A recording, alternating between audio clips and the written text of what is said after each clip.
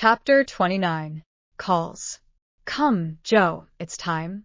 For what? You don't mean to say you have forgotten that you promised to make half a dozen calls with me today? I've done a good many rash and foolish things in my life, but I don't think I ever was mad enough to say I'd make 6 calls in one day when a single one upsets me for a week. Yes, you did. It was a bargain between us. I was to finish the crayon of Beth for you, and you were to go properly with me and return our neighbors' visits. If it was fair, that was in the bond, and I stand to the letter of my bond, Shylock. There's a pile of clouds in the east. It's not fair, and I don't go. Now that's shirking. It's a lovely day, no prospect of rain, and you pride yourself on keeping promises.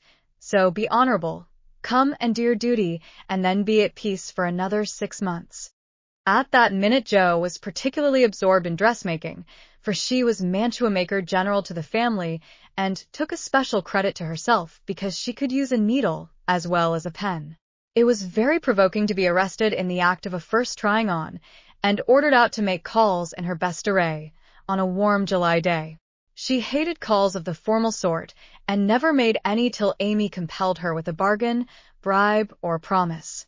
In the present instance, there was no escape, and having clashed her scissors rebelliously while protesting that she smelt thunder, she gave in, put away her work, and taking up her hat and gloves with an air of resignation, told Amy the victim was ready.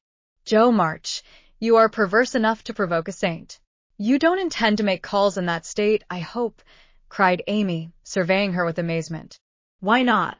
I'm neat and cool and comfortable, quite proper for a dusty walk on a warm day. If people care more for my clothes than they do for me, I don't wish to see them. You can dress for both and be as elegant as you please. It pays for you to be fine. It doesn't for me, and furbelows only worry me.